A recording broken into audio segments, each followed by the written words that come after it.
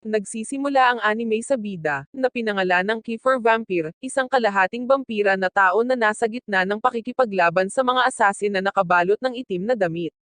Habang papalapit siya sa kanyang mga kalaban, inaatake nila siya ng mga baril.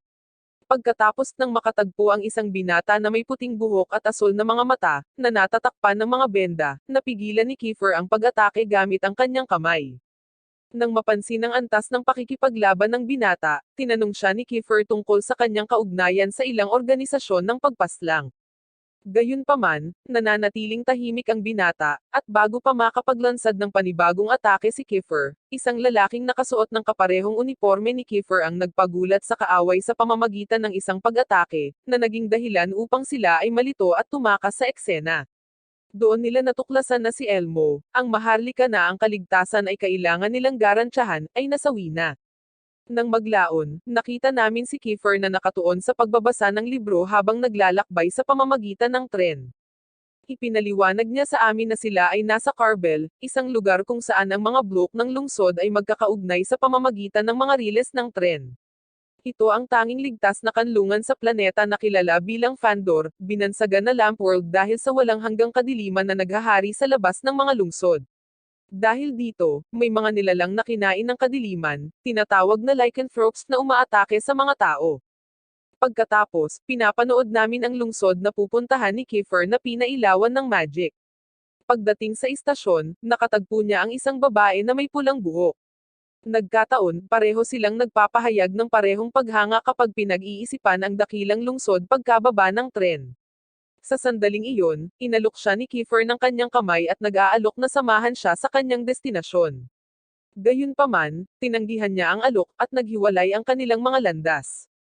Sumunod, nagtungo si Kiefer sa isang mansyon upang salubungin ang kanyang alagad. Pagdating, binati siya ng ilang kasambahay, na nagpaalam sa kanya na makakasama niya ang ginang. Doon namin nakita si Melody, na nakita naming naglalaro sa rehas ng balkonahe sa ikalawang palapag. Bigla siyang natapilok at diretsyong nahulog sa mga bisig ni Kiefer. Doon, ipinahayag niya sa kanya na siya ang magiging tagapag-alaga niya, at sa makatuwid ay makikipag-ugnayan sa kanya sa susunod na 3 taon.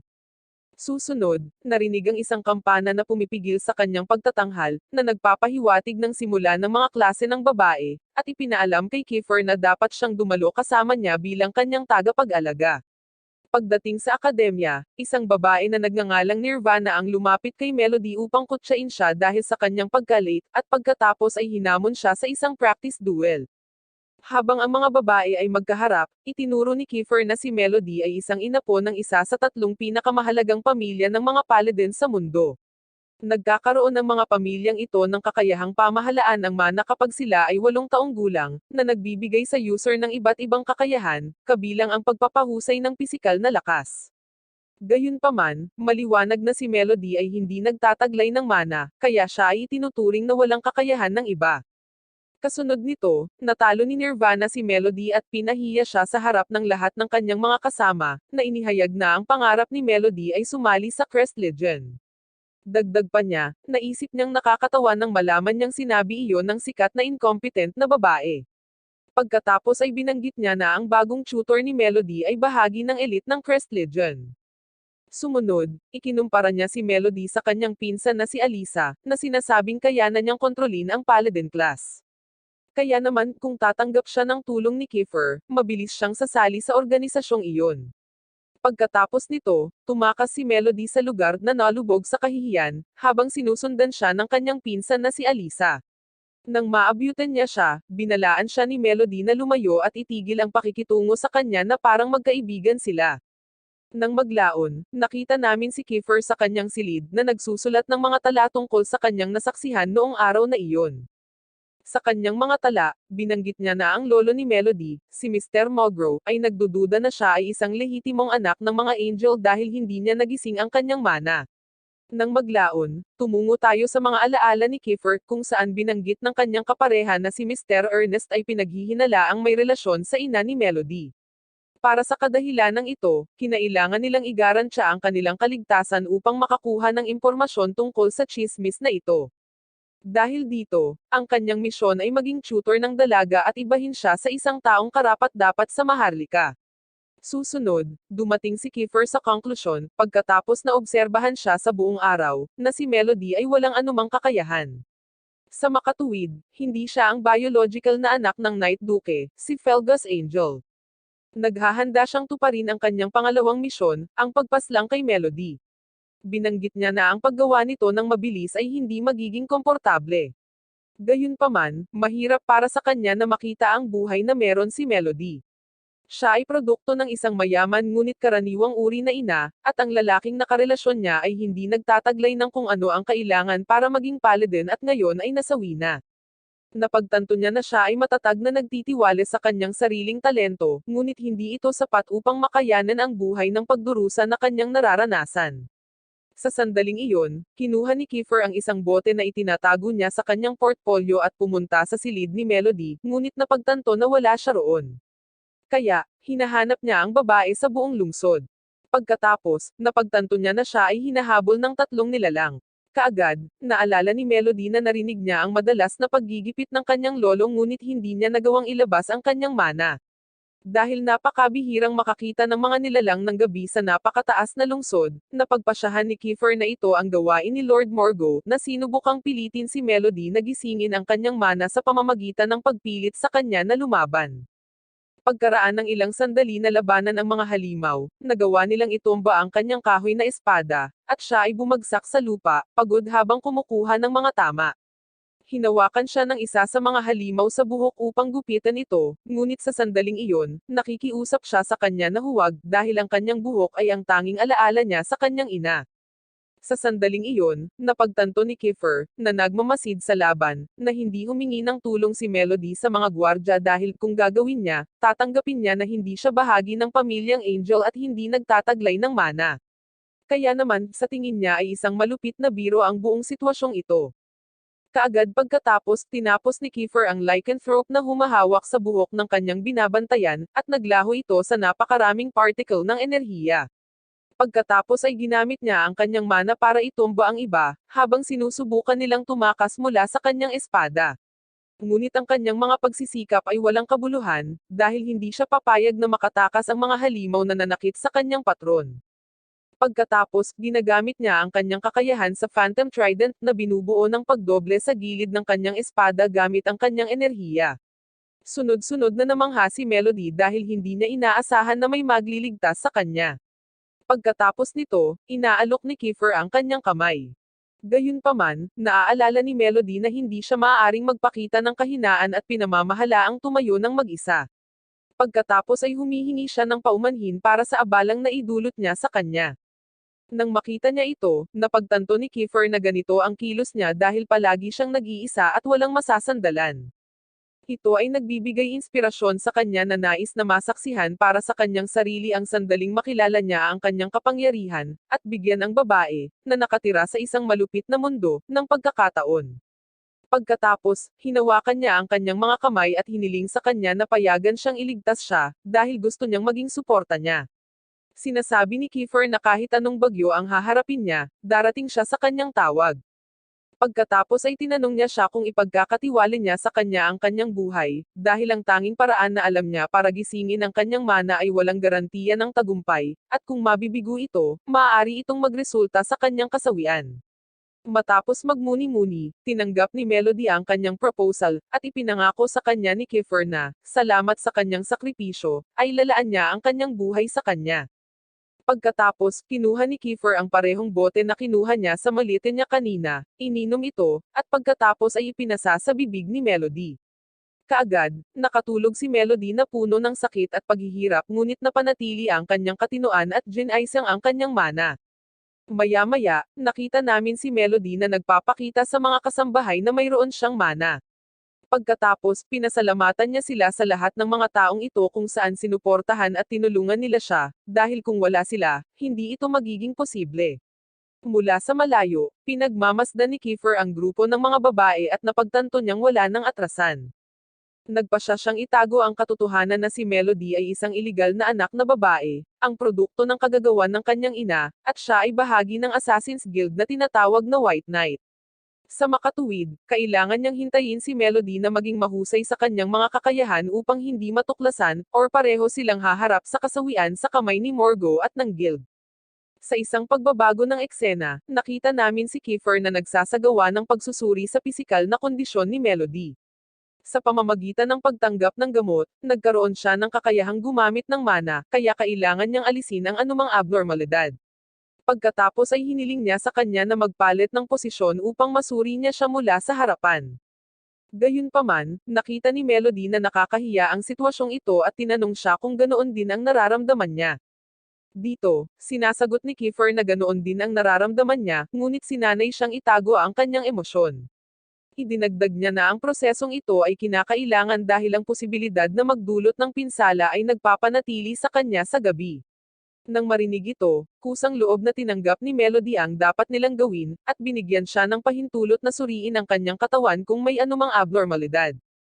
Nang maglaon, binanggit ni Kiefer sa kanya na ang uri ng mana na nakuha niya ay samurai type.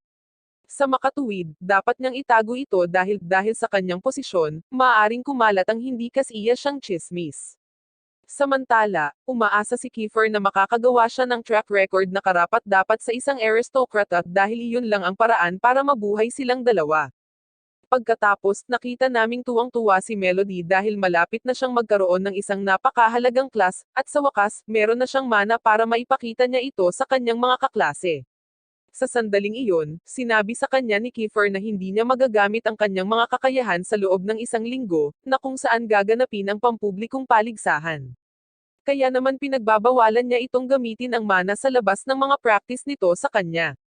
Nang maglaon, pumunta si Melody sa klase at kinukot siya ni Nirvana, na inagaw ang isang librong binabasa niya. Kapag natapos na ang klase, mukha siyang pinanghihinaan ng loob dahil sa kabila ng pagkakaroon ng mana, hindi niya ito maipakita sa kanyang mga kaklase.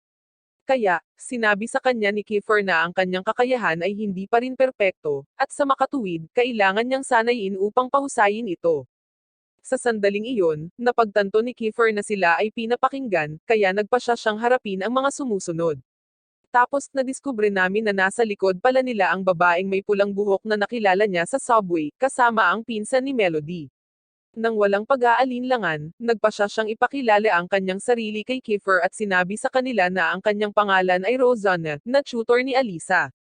Nang marinig ang kanyang pangalan, humanga si Melody, ngunit napahiya si Rosanna at sinabi sa kanya na kumikilos siya na parang sikat siya. Na kung saan si Kiefer ay tumugon na, sa katunayan, dahil siya ay pinanganak sa isang mas mababang antas ng lipunan at nakuha ang kanyang mana sa murang edad. Dahil dito, siya ang pinakabatang tao na sumali sa organisasyon ng Crest Legion, pati na rin ang pagiging Martianes ng hari. Gayunpaman, binanggit niya na hindi niya gaanong pinapahalagahan iyon at hiniling kay Melody na tawagin siyang Rose. Pagkatapos ay iniabot niya ang kanyang kamay kay Kiefer upang ipakilala ang kanyang sarili, at binanggit na narinig niya ang tungkol sa kanya sa pamamagitan ni Alisa, at dahil pareho silang magtatrabaho para sa pamilyang Angel, hiniling niya sa kanila na maging magkaibigan. Sa sandaling iyon, nakita namin na ngumiti si Kiefer sa kanya ngunit binawi ang kanyang kamay, na nangangatuwiran na hindi niya matatanggap ang kanyang pagkakaibigan dahil siya ay isang masayahing babae, maaari itong maging isang masamang impluensya kay Miss Melody. Nagulat sa sinabi nito, tinanong siya ni Rosanna kung bakit, ipinaalala sa kanya na noong nakilala niya ito, napaka-gentleman nito sa kanya. Pagkatapos, ipinaliwanag ni Kiefer na ang kanyang mga mag-aaral at ang mga nagtuturo sa kanila ay nasa ilalim ng pampublikong pagsisiyasat, kaya dapat silang kumilos ng may pag-iingat. Dahil dito, binalaan siya ni Rosanna na tatapusin ng kanyang alagad si Miss Melody sa tournament sa susunod na linggo. Lumipas ang mga araw, at sa wakas, dumating na ang araw ng tournament. Nakikita namin sina Melody at Kiefer sa dakilang Coliseum. Gayunpaman, si Melody ay labis na kinakabahan dahil ang pagpapakita ng kanyang potensyal ay nakasalalay sa paligsahan na ito. Biglang nakita ni Melody ang karwahe ng kanyang ama, na dumalo sa kompetisyon ngunit sa huli ay nadaanan siya, na nagpapanggap na wala siya. Nang maglaon, sa waiting room, nakita ni Melody ang kanyang sarili na walang kumpiyansa at labis na kinakabahan sa kompetisyon.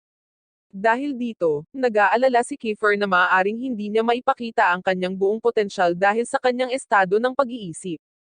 Pagkatapos nito, nilapitan ni Nirvana si Melody para kutsain mula nang malaman niyang kinuha siya ng team ng isang kaklase na nagngangalang Rafi. Idinagdag niya na naaawa siya sa kanyang pamilya dahil mayroon silang miyembro na sobrang mahina at walang kakayahan. Nakakaabala sa kanya na nag-aaral si Melody sa kanyang akademya dahil sa tingin niya ay hindi siya karapat-dapat dito. Sa sandaling iyon, namagitan si Kiefer at napakagalang na tinanong si Nirvana kung maaari niyang hilingin sa kanya ang isang bagay, na tinatanggap niya. Pagkatapos, binago ni Kiefer ang kanyang ngiti sa isang pagpapahayag ng lubos na pagwawalang bahala at sinabi sa kanya na salamat sa kanyang pagdaldal, ang kanyang mga tainga ay nagdurusa. Sa makatuwid, hiniling niya sa kanya na isara ang kanyang bibig, na tinatawag siyang merits. Nang marinig ito, ininsulto siya ni Nirvana at kinwestiyon ang kanyang kakayahan bilang isang tutor, sa paniniwalang binabasa lamang niya ang kanyang mga fairy tale para sa kanyang sweldo. Dahil dito, pumagitna si Melody at tinanggal ang kamay na tinuturo ni Nirvana kay Kiefer. Pagkatapos, ipinagtanggol niya siya sa pagsasabing siya ang pinakamahusay na tagapagturo, at papatunayan niya ito sa kanya sa pamamagitan ng pagkatalo sa kanya sa arena. Doon, napagtanto namin na isa pala siya sa mga taong tumatayo sa sarili para ipagtanggol ang iba. Nang maglaon, sa mga kinatatayuan, lahat ng naruroon ay humanga na naroon sina Fergus at Morgo. Nang makita sila ni Kiefer, naghinala si Kiefer na nandoon sila para bantayan sila at depende sa kung paano lumalabas ang labanan ni Melody, maaari nilang alisin siya. Sa kalaunan, ang paligsahan ay binubuo ng dalawang koponan na dapat magharap sa isa't isa at lusubin ang teritoryo ng kaaway upang angkinin ang apoy ng kalaban. Kung sino ang unang makakuha nito ang siyang mananalo sa laban. Pagkatapos, nakita natin na ang unang team na haharap ay kay Melody. Gayunpaman, dahil sa mga tsismis na kumakalat sa paaralan tungkol sa kanya, sinabihan siya ng kanyang mga kaklase na huwag mag-alala at wala siyang kailangang gawin dahil sila na ang bahala sa lahat. Pagkatapos, ang una niyang laban ay laban sa koponan ni Nirvana. Nang makita na si Melody ay diretsyong patungo sa kanya, si Nirvana ay napuno ng galit at binalaan siya na kung gusto niyang manindagan ng husto, pagkatapos ay gagawin niya ang lahat ng kanyang makakaya upang talunin siya. Ngunit nang tumama ang kanyang scepter sa espada ni Melody, napaatras si Nirvana sa atake. Minaliit ni Nirvana ang kapangyarihan ni Melody, na sinasabing baguhan pa lang siya na nakakuha ng bagong laruan, kaya hindi siya match sa kanya. Ngunit muling ibinagsak ni Melody si Nirvana, na pumupuno sa kanya ng galit at umakay sa kanya upang gamitin ang kanyang pinakamalakas na atake laban sa dalaga. Nang akala ni Nirvana ay na-corner niya si Melody, tumayo si Melody at ipinakita sa kanya na hindi lang ito ang kanyang kapangyarihan. Sa makatuwid, inilabas niya ang kanyang espesyal na kapangyarihan na kinopya niya mula kay Kiefer. Nang makita niya ito, humanga si Kiefer dahil hindi niya itinuro sa kanya ang pamamaraang iyon. Napagtanto niya na natutunan niya ito sa kanyang sarili, na talagang kahanga-hanga. Ang pag-ataking ito ay nagpabagsak kay Nirvana, ngunit ang kanyang mga kalaban ay naglunsad ng kanilang sarili laban kay Melody upang ipagtanggol ang apoy ng kanilang larangan. Gayunpaman, ang koponan ni Melody ay nag-counterattack, na iniwan ang daan para sa ginang upang maabot ang layunin. Matapos ang tagumpay, nagdiwang si Kiefer kasama si Melody. Gayunpaman, lumapit ang ama ni Melody at nagmungkahi na bago magpatuloy sa pagdiriwang, dapat niyang subukan ang kanyang mga kakayahan laban sa ibang mga paaralan upang patunayan ang kanyang halaga. Mamaya, ang koponan ni Melody ay umabot sa finals at haharapin ang grupo ng kanyang pinsan na si Alisa. Sa sorpresa ng lahat, natalo sila ni Alisa sa loob lamang ng 13 segundo, na nagpapakita ng tunay na kapangyarihan ng isang paladin. Sa pagbabago ng eksena, ipinaalam ni Melody kay Kiefer na sa katapusan ng linggo ay magkakaroon ng isang festival na tinatawag na Nocturnal Circle na gaganapin upang hilingin ang kapayapaan sa mundo. Dahil dito, gusto niyang malaman kung mahilig ba siya sa mga festival kung saan tumugon siya na hindi niya masabi sa kanya. Dahil dito, hinuhusgahan siya ni Melody dahil sa tingin niya ay hindi makatarungan na kilala niya ang kanyang katawan sa loob at labas, habang kakaunti ang alam nito tungkol sa kanya. Sa sandaling iyon, isiniwalat ni Kiefer na wala siyang gaanong karanasan sa mga festivals dahil nanggaling siya sa lupain ng Eternal Night. Dahil sa pahayag na ito, tinanong ni Melody kung tinutukoy niya ang mas mababang antas ng lipunan. Gayunpaman, nilinaw ni Kiefer na higit pa rito ang kanyang sitwasyon. Idinagdag niya na sa lugar na iyon, higit pa sa pamumuhay, nagawa niyang mabuhay. Sunod, napansin ni Kiefer na may damit si Melody sa kanyang mga kamay. Ipinaliwanag ni Melody sa kanya na ito ang damit na isusuot ng mga babae mula sa kanyang akademya sa opening parade. Para sa kadahilanang ito, iminumungkahi ni Kiefer na subukan niya ang damit upang makita kung paano ito magkasya. Ngunit tumanggi siya, nangangatwiran na ayaw niyang masira ang damit. Kung tutuusin, matagal na niyang hinihintay ang araw na ito na makakasama niya ang kanyang pinsan na si Alisa sa parada. Nang maglaon, inanyayahan ni Melody si Kiefer na sumayaw sa kanya sa bonfire ng Great Festival. Gayunpaman, ipinaliwanag ni Kiefer sa kanya na hindi ito magiging posible dahil kailangan niyang pumunta sa Holy Monarch District. Gayunpaman, nangako siyang babalik sa huling araw ng festival. Kaya naman, tinanong niya si Melody kung bibigyan niya ito ng karangalan na makipagsayaw sa kanya sa araw na iyon. Dito, siya ay tumutugon ng may pagsang-ayon, na tinitiyak na malaya ang kanyang kamay upang sumayaw sa kanya. Maya-maya, nakita namin si Alisa na pinupuri ng kanyang yaya na si Mrs. Arlia. Sinabi niya kay Alisa na ang kanyang mga magulang ay labis ding nalulugod sa kanyang pagganap sa kompetisyon. Sa kabila nito, nagreklamo si Mrs. Arlia na nagmamadali siyang tapusin ang laban. Ikinatuwiran niya na kung pinaluhod niya si Melody sa harap ng madla, mas malinaw na kung sino ang tunay na tagapagmana ng pamilyang Angel. Sa sandaling iyon, ibinalita ng mga kasambahay na dumating na ang damit ng akademya. Gayunpaman, tumutol ang yaya, sinabi na ito ay napakasimpleng damit para sa kanyang binibini. Sa makatuwid, hiniling niya sa kasambahay na baguhin ang damit na may layuning ay highlight na ang kanyang alaga ay hindi katulad ng ibang mga babae. Nang maglaon, sumama si Melody sa kanyang mga kaibigan sa festival. Pagdating niya doon ay ang pinsan niyang si Alisa ang pinapuna ng ibang kaklase. Sa tingin nila, napaka-selfish sa kanila na magsuot ng ibang damit dahil ang mga damit na iyon ay ipinasa mula sa henerasyon hanggang sa henerasyon ng mga dating estudyante ng akademya. Nang marinig ang lahat ng batikos na ito, tumakbo si Alisa palabas ng lugar. Agad naman siyang sinundan ni Melody, alam niyang hindi magiging makasarili ang kanyang pinsan na magsuot ng ganyang damit ng walang valid na dahilan. Pagkarating sa fountain kung saan naroon ang kanyang pinsan, inatake sila ng isang lalaking maputi ang buhok na may mga bendahe. Pagkatapos, sila ay dinukot, at sinubukan ni Melody na gamitin ang kanyang mana ngunit napagtanto niya na mayroon siyang benda sa kanyang bisig, na pumipigil sa kanya sa paggamit ng kanyang kapangyarihan. Sa makatuwid, tinanong ni Melody ang lalaki kung bakit ang isang lycanthrope ay nasa mundo ng mga tao. Ipinaliwanag niya sa kanya na siya ay isang tao na muling isinilang bilang isang artificial na lycanthrope noong siya ay inimplant ng isang nocturnal genetic factor. Ang eksperimentong ito ay isinagawa sa layuning makaharap ang mga gumagamit ng mana.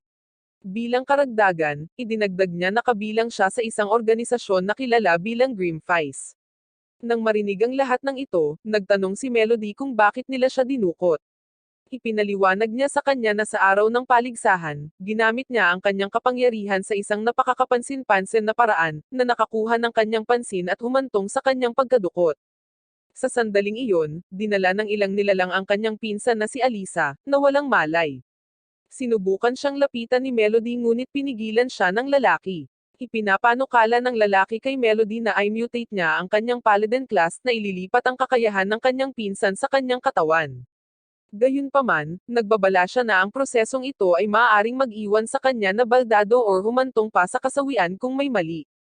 Sa harap ng sitwasyong ito, sinubukan ni Melody na tumakas ngunit pinigilan siya ng lalaki, na nagpaalam sa kanya na ang museo ay napapalibutan ng mga asasin ng guild. Maya-maya, nagising ang kanyang pinsan na si Alisa, at nang makita ang mga nilalang, nanginginig siya sa takot. Simula bata pa siya, lagi na siyang natatakot sa kanila. Sa sandaling iyon, pumunta si Melody sa isang eksibisyon ng mga buto ng dinosaur at nagsimulang tamaan ang isa sa mga binti. Ipinagpapalagay ng lalaking maputi ang buhok na ginagawa ito ni Melody para makakuha ng atensyon. Gayunpaman, sa lalong madaling panahon na pagtanto namin na ang kanyang tunay na layunin ay ibagsak ang figure sa mga halimaw, kaya pinapayagan siyang makatakas kasama ang kanyang pinsan. Pagkatapos, nakarating sila sa isang mapa ng lugar, at sinabi ni Melody sa kanyang pinsan na dapat silang makarating sa labasan.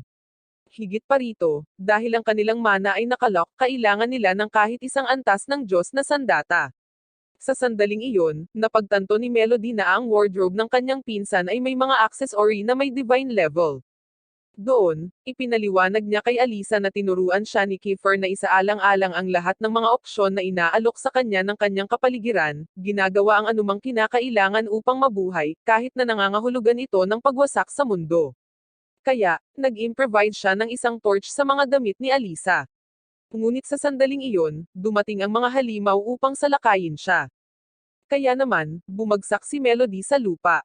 Sa kabila nito, hindi siya nagaksaya ng oras at sinindihan ang torch gamit ang kanyang mana, ipinasok ito sa bibig ng halimaw. Nagiging sanhi ito ng pag-aapoy ng nilalang. Nang makita ito, binitawan ng ibang nilalang na halimaw ang kanyang pinsan na si Alisa at sinubukang takpan ang kanyang bibig upang protektahan ang sarili. Ngunit si Melody, mabilis at determinado, ay pinatama ang kanyang torch sa mga mata ng nilalang, dahilan upang ito ay magliyab din. Pareho silang tumakbo sa labasan, ngunit ang may puting buhok na lalaki ay humarang sa kanilang daan, na nagpapahayag na hindi niya sila papayagang makatakas. Pagkatapos ay tinanong niya si Melody dahil inalok siya nito ng pagkakataong maging paladin, kaya hinarap niya ito gamit ang kanyang torch at ipinahayag na hindi niya kailangan ang alok na iyon. Sinasabi niya na siya ay may parehong kagalang-galang na klase bilang kanyang guro, na higit pa sa sapat para sa kanya. Pinahinto ng lalaki ang kanyang pag-atake, na ipinapakita na ang kanyang class ay hindi match sa kanya, at itinapon siya sa isang tabi. Sinubukan ng kanyang pinsan na si Alisa na tulungan si Melody, ngunit natamaan din siya, at pareho silang bumagsak sa lupa. Sa sandaling nasa lupa, inihampas ni Melody ang korona ni Alisa sa lupa, sinusubukang gamitin ang kanyang mana. Doon natin napagtanto na determinado siyang lumaban hanggang sa kanyang huling hininga. Sinubukan ng lalaki na lumapit, ngunit kapwa gumagamit sina Alisa at Melody ng kapangyarihan ng paladin upang ipagtanggol ang kanilang sarili. Sa sandaling iyon, nauunawaan ng lalaki na dapat niyang alisin ang pareho, or magdudulot sila ng banta sa hinaharap. Nang malapit na niyang tapusin ang mga ito, agad na dumating sina Rosanna at Kiefer. Sinabi ng pinuno sa kanyang mga kasama na harapin sila, at sa paggawa nito, natalo sila ni Kiefer, na sumusuporta kay Rosanna upang magamit niya ang kanyang espesyal na kakayahan. Ang kakayahang ito ay binubuo ng paglikha ng mga pakpak gamit ang kanyang mana, na nagpapahintulot sa kanya na umangat sa hangin. Mula doon, naglulunsad siya ng maraming pag-atake ng mana, tinatalo ang lahat ng mga halimaw. Samantala, sinubukang tumakas ng maputi ang buhok ngunit na-corner siya ni Kiefer.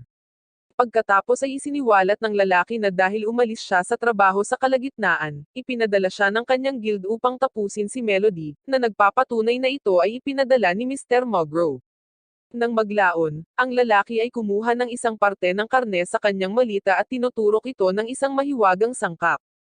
Sa paggawa nito, ang karne ay nagiging isang chimera na gawa ng tao, isang nilalang na may kakayahang sirain ang anumang bagay na humaharang sa landas nito. Sa sandaling iyon, inatake ni Kiefer ang lalaki sa kanyang espesyal na pag-atake at natigilan siya saglit. Gayunpaman, sa sandaling iyon, inaatake siya ng nilalang, na naging sanhi ng pagbaba ng kanyang bantay. Sinamantala ng kalaban ang pagkakataong ito upang i-seal ang kanyang mana, at nagawa nitong putulin ang braso ni Kiefer. Sumunod, tumayo si Kiefer, handang protektahan si Melody. Ipinahayag niya na ibibigay niya ang kanyang buhay para sa kanya, dahil naniniwala siyang siya ang susunod na pinuno ng sangkatauhan. Habang nagsasalita siya, nilamon siya ng chimera. Naging dahilan ito upang ibaba ng lalaki ang kanyang bantay, ngunit sinamantala ni Kiefer ang kaguluhan na ito upang sirain ang nilalang. Sa sandaling iyon, ipinahayag sa amin na si Kiefer ay kalahating vampira, isa sa mga uri ng werewolves. Pagkatapos ay inilagay niya ang kanyang braso sa lugar at lumakad patungo sa lalaki.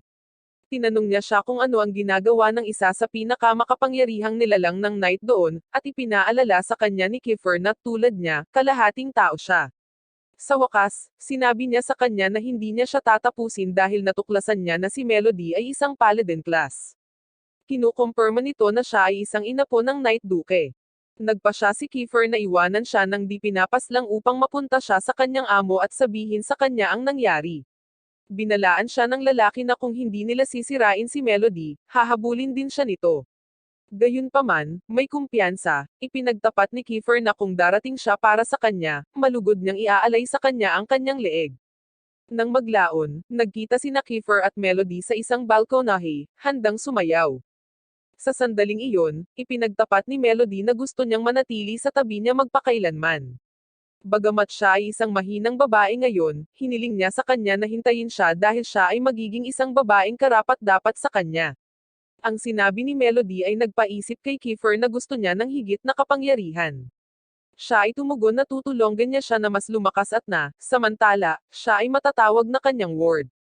Sa isang pagbabago ng eksena, ipinakita sa amin ang isang flashback ni Alisa kung saan siya ay gumagala sa isang kagubatan sa paghahanap ng kanyang ina. Habang naglalakad sa hamog, isang lobo ang sumusubok na salakayin siya. Hindi gumagalaw, naghihintay si Alisa sa atake nito. Bigla siyang iniligtas ni Melody, na hinampens ng sangaang hayop.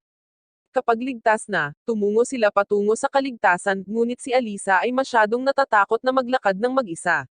Napagtanto ito, iminumungkahi ni Melody na dapat siyang maging mature, dahil sa hinaharap, kakailanganin nilang harapin ang mas masahol na mga sitwasyon. Gayunpaman, sinabi sa kanya ni Alisa na kung ganoon, mananatili siyang nakababatang kapatid na babae sa natitirang bahagi ng kanyang buhay at sa ganoong paraan, siya ay magiging ligtas.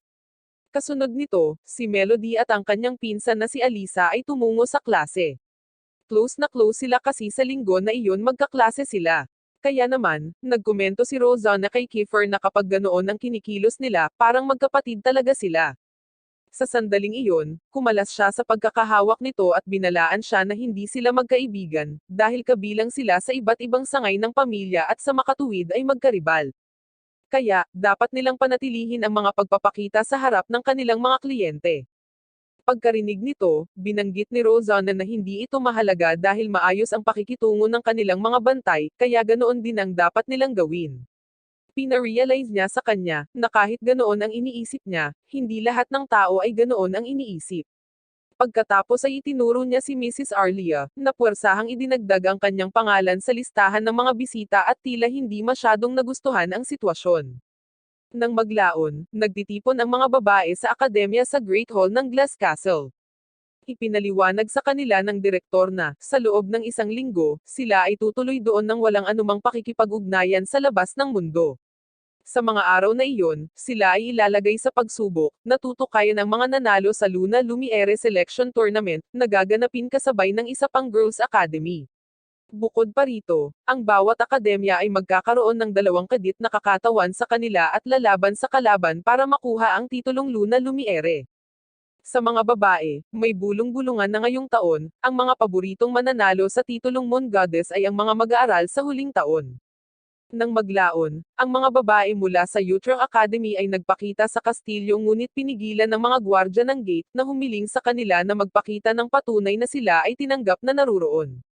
Pagkatapos, ipinakilala ng isa sa mga babae ang kanyang sarili bilang si Carla, ang prinsesa ng kaharian ng Utrecht, at ang kanyang mga kaklase sa akademya. So, tanggap na sila. Kapag nagsama-sama ang dalawang grupo, oras na upang ipakita ang mga kadit na kakatawan sa akademya. Biglang na-reveal na ang napili sa taong iyon ay sina Melody at Alisa Angel. Ang balitang ito ay ikinagulat ng magpinsan. Gayunpaman, dapat silang sumulong upang makatanggap ng mga tagubilin sa paligsahan. Susunod, ipinaliwanag ng direktor na ang bawat kalahok ay magkakaroon ng hugis bulaklak na badge, at maaari silang pumili ng 2 pang kasamahan upang suportahan sila sa paligsahan. Ang unang pumili ng kanyang mga kakampi ay si Melody, ngunit hindi niya alam kung ano ang gagawin. Gayunpaman, sa sandaling iyon, si Nirvana at ang isa sa mga babae, na paborito para sa paligsahan, ay nag-aalok ng kanilang sarili bilang kanyang mga kasama. Kapag napili na ang kanyang mga kasama, ipinaliwanag ng direktor na ang paligsahan ay binubuo ng pagkolekta ng pinakamaraming bilang ng mga kristal na emblem, at sa pagtatapos ng linggo, ang kalahok na may pinakamaraming bilang ang siyang mananalo. Ang sitwasyong ito ay nagiging sanhi ng isang tsismis sa mga kaklase ni Melody, na pinalitan niya ang mga kristal upang harapin ang kanyang pinsan sa paligsahan. Nang maglaon, humarap si Melody kay Kiefer at tiniyak sa kanya na hindi siya mananagot sa resultang iyon. Walang pag-aalinlangan, pinagkakatiwalaan siya nito at sinasabi sa kanya na siya ay nasa kanyang panig, anuman ang mangyari. Kaagad, si Melody at ang kanyang mga kasama ay nagsasanay upang harapin ang iba pang mga kalahok. Pagkatapos ay nakita natin na hiniling ni Nirvana kay Kiefer na gawing mas magaan ang kanyang sandata, dahil iniisip niya na kung sasaktan niya si Melody, sila ay mahihirapan. Nang maglaon, gayunpaman, sinabi niya sa kanya na aalisin nito ang pressure sa pagsasanay, kaya kailangan nilang panatilihin ito. Sa sandaling iyon, ang kanyang isa pang partner, na tinatawag na Sheena, ay humiling kay Kiefer na hayaan silang magpahinga kahit sandali. Pero sagot niya na hindi pwede. Kaya, binanggit niya na hinihiling niya ito ng higit sa anumang bagay para sa kanyang sarili, at kailangan niya ng pahinga. Salamat sa kanyang partner na si Melody, makakapagpahinga siya saglit mula sa masipag na pagsasanay ni Kiefer. Maya-maya, habang nagpapahinga si Melody sa likod ng puno, lumapit sa kanya ang isang babae na may itim na buhok. Nagtataka, tinanong niya siya kung siya ang sikat at karampatang talentado ng Frida Academy, at idinagdag na siya ay sikat sa buong lungsod. Pagkatapos, binanggit niya na napakabihira na dalawang inapo mula sa magkaibang sangay ng pamilyang Angel ang napili bilang mga kadit. Ang lahat ay tila isang pagtatangka na ipakita sa publiko na siya ay bumaba sa bahay ng duke. Sa makatuwid, dapat siyang lumabas na matagumpay laban sa kanyang pinsan, si Alisa. Idinagdag ng babae na kung nais ni Melody na makamit ang isang bagay, dapat niyang ipakita ang kanyang kapangyarihan. Tinitiyak niya sa kanya na maghihintay siya kung ano ang magagawa niya at buong suporta siya sa kanya. Sa sandaling iyon, dumating si Kiefer sa eksena, at nawala ang babae. Pagkatapos, sinabi sa kanya ni Melody na ang babae ay mula sa Utrecht Academy, ngunit hindi niya sinabi sa kanya ang kanyang pangalan. Nang maglaon, nakita ni Kiefer si Mrs. Arlia sa gitna ng patio at itinuro na nagsusunog siya ng langis para sirain ang ebidensya. Sa makatuwid, sinabi sa kanya ng ginang na hindi niya alam kung ano ang sinasabi nito. Tinatanggal ni Kiefer ang isang piraso ng glass sa kanyang damit, idinagdag na para sa isang tao sa kanyang posisyon, siya ay napakawalang ingat. Bigla niyang binuking ang sarili sa pagsasabing nagpalit siya ng damit noong nakaraang gabi, kaya patunay na siya ang may pananagutan sa magkaharap na magpinsan. Pagkatapos, sinabi ni Kiefer sa kanya na dinala niya ang kristal na iyon at pinaniwalaan niya lamang iyon upang maihayag niya ang katotohanan sa harap ng mga kababaihan. Nang marinig ito, sinabi ni Mrs. Arlia kay Alisa na ginawa niya ito para sa kanyang kapakanan. Naubos na niya ang kanyang pasensya, at nakakaabala sa kanya na makita siyang nakikipagkaibigan sa walang kakayahan na babae. Gusto niyang patunayan na ang kanyang alaga ang magiging pinuno ng pamilya. Dahil dito, iminungkahi ni Melody na kung matalo niya si Alisa sa torneo, pinapayagan niya itong makipag-alyansa kay Alisa. Nang maglaon, si Kiefer ay ipinatawag ng isang tao mula sa kanyang guild na tinatawag na Black Media. Ito ay ipinapahayag sa pamamagitan ng mga liham na kapag sinunog ay nagiging mga titik ng apoy. Pagkatapos, sinabi sa kanya ng Black Media na pinaghihinalaan ni Nolly na hindi kumpleto ang kanyang ulat, kaya kinwestiyon nila ang kanyang katapatan. Dahil dito, ipinagtanggol ni Kiefer ang kanyang sarili sa pagsasabing ang kanyang ulat ay nagsasalaysay ng mga pangyayari habang ito ay nangyayari. Para sa gawaing ito, hinihingi nila ang dugo ni Melody dahil hinala nilang nagising ang kakayahan nito nang dumating siya. Nagdahilan si Kiefer sa pagsasabing hindi niya magagawa iyon dahil bahagi na siya ng pamilya Angel at, sa makatuwid, ang kanyang misyon ay protektahan si Melody. Gayunpaman, binabalaan siya ni Black Media na kung hindi niya gagawin, siya mismo ang kukuha ng kanyang dugo. Naging dahilan ito upang magkaharap sila sa isang labanan upang protektahan si Melody.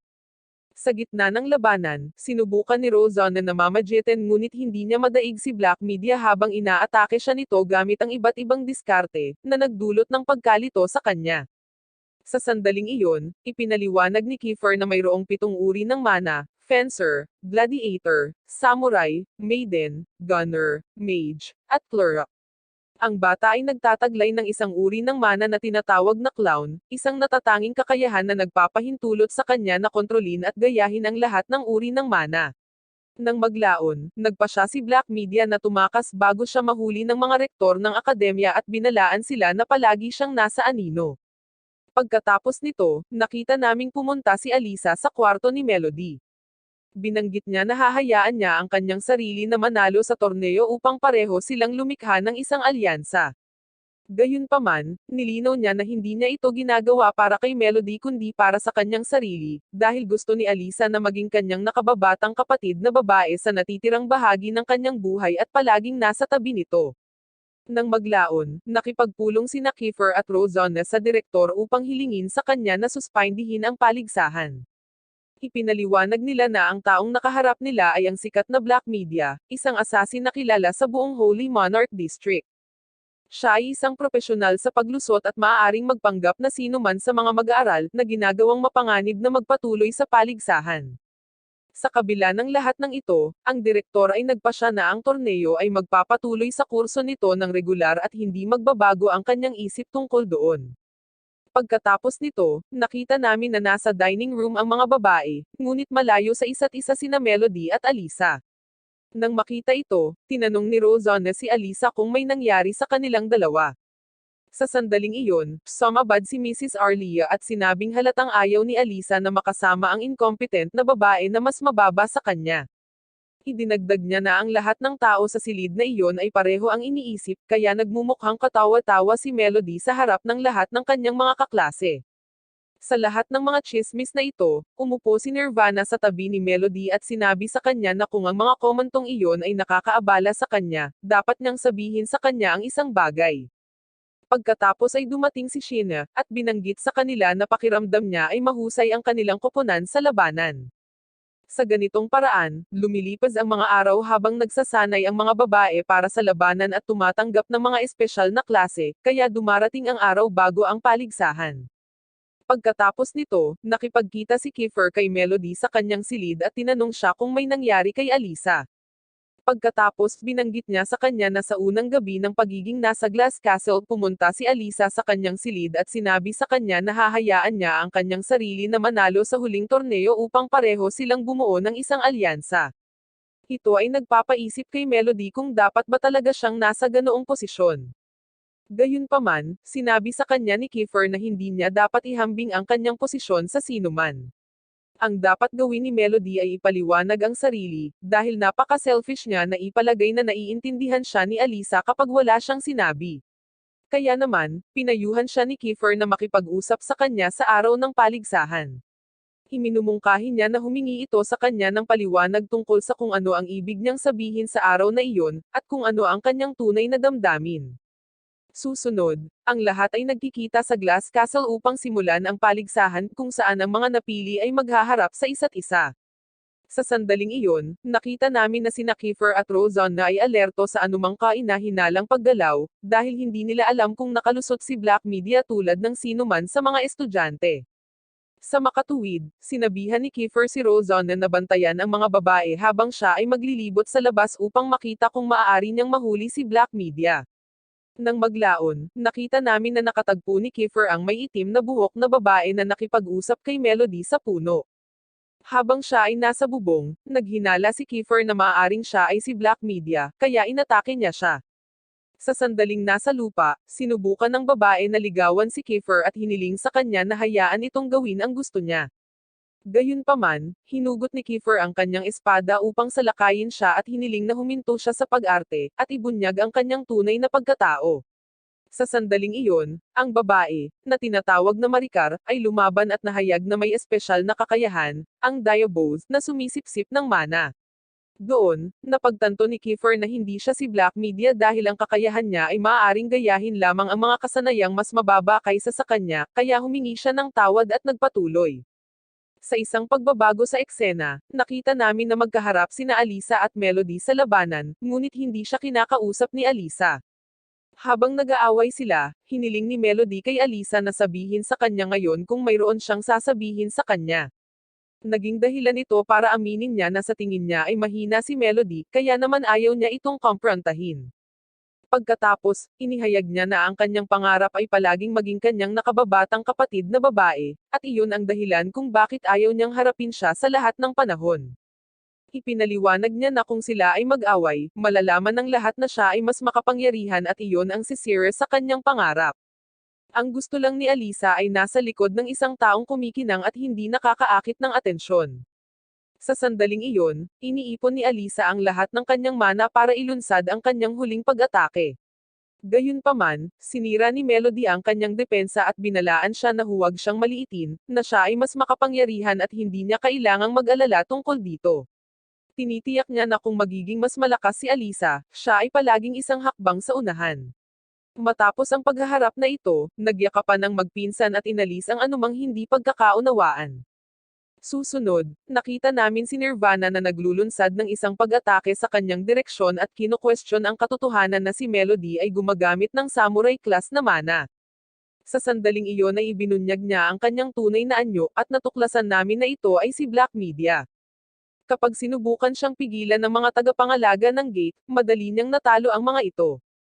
Sa sandaling iyon, dumating sina Kiefer at Rosanna sa pinangyarihan at naghatid ng isang malakas na atake kay Black Media, na itinapon patungo sa pasyo ng kastilyo. Sa sandaling nasa labas, binigyan ni Kiefer si Black Media ng isang liham na may paliwanag tungkol sa kung ano ang nangyayari sa Angel House, at hiniling sa kanya na ibigay siya sa kanyang ama dahil alam niya na kapag bumalik siya na walang dala, siya ay parurusahan. Sa wakas, dahil sa mga kaganapang naganap sa torneo, ginawaran si Prinsesa Kirin ng titulong Luna Lumere.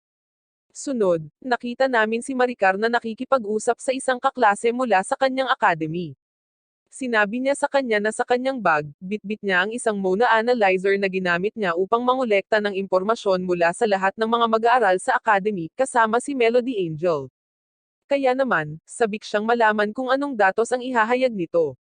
Nang maglaon, nakita namin si Kiefer sa kanyang silid, na abala sa pagbabasa, nang dumating si Rosanna upang ibahagi ang isang kamanghamanghang kwento na umiikot sa akademya.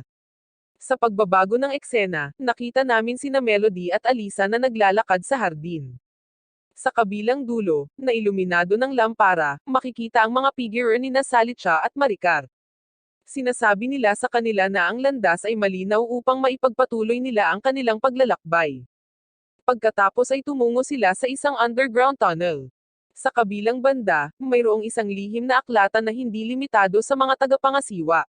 Doon, natuklasan namin na ang isang hindi opisyal na partido sa pagtatapos ng tournament ay ginaganap. Ang pulong na ito ay inorganisa ng mga babae ng Fried Sight Academy, na nag-imbite rin sa mga babae mula sa Ustra.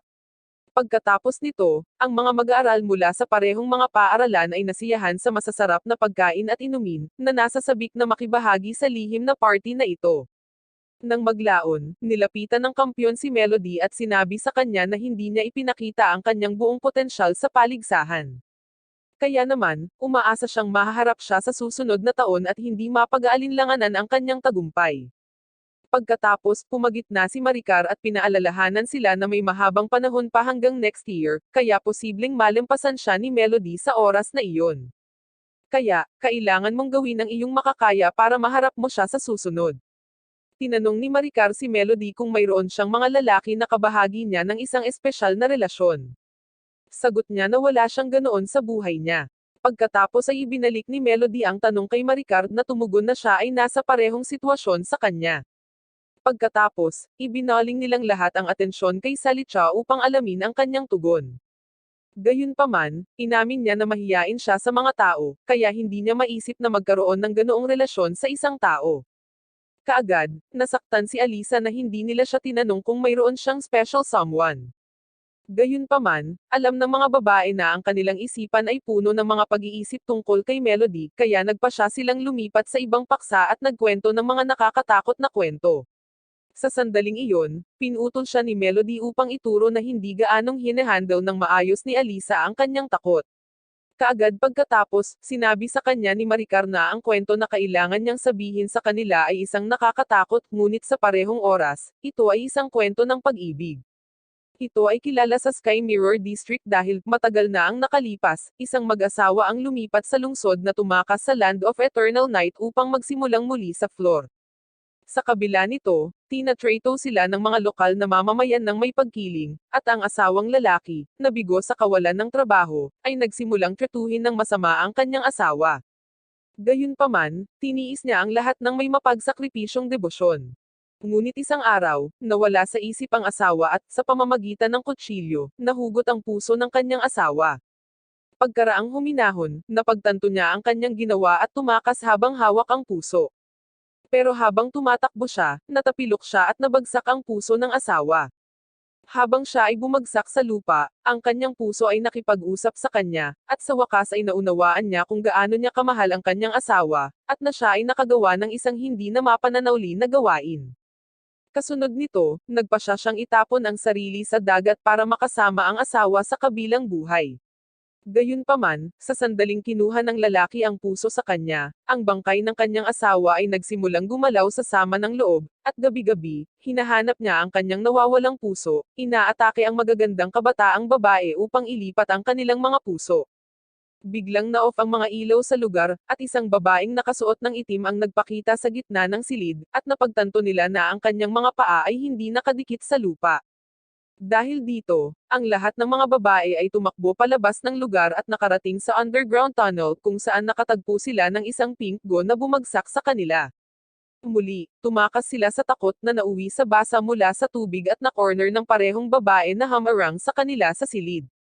Kaya, nagsimula silang desperadong tumakbo patungo sa courtyard ng akademya upang maghanap ng tulong. Pagkatapos, nakatagpo nila si Kiefer, na nagsasabi sa kanila na siya ay nasa problema at na may kumuha sa kanyang puso. Nang makita ito, ang mga babae ay nagsisigawan sa takot sa nangyayari. Nang maglaon, natuklasan namin na ang lahat ng ito ay isang plano ni na Rosanna at Kiefer upang turuan sila ng isang leksyon, ngunit ang mga babae ay labis na natakot. Kaya sa gabing iyon, sabay silang natutulog habang binabasahan sila ni Kiefer ng bedtime story. Sa isang pagbabago ng eksena, ipinakita sa amin ang imahe ng isang mansyon na nasusunog kung saan ang isang may puting buhok na batang lalaki ay may isang batang Rosanna na na-corner. Habang nasa lupa, hinuhusgahan siya ng pinuno ng White Knight Assassins si Gildart sa kanyang mga aksyon sa ngayon. Pagkatapos, napagtanto natin na ang lahat ay panaginip lang ni Melody. Itinutok ni Kiefer ang kanyang espada sa kanya na para bang tatapusin siya nito, ngunit kalmado itong tumugon. Binanggit niya na hindi niya gusto ang paggising nito sa kanya ng ganoon. Gayunpaman, sinabi ni Kiefer sa kanya na bahagi ito ng kanyang pagsasanay. Pagkatapos, ipinaalam niya sa kanya na magsisimula ang training trip ng akademya sa araw na iyon, at tinitiyak na may impake niyang mabuti ang kanyang mga gamit. Nang maglaon, naglalakad sila papunta sa paaralan, at sinisiraan niya siya dahil hindi niya isinasaalang-alang ang damdamin ng isang binibini. Nakakainis na araw-araw niya itong ginigising at hindi siya pinapayagang maghanda or magbihis.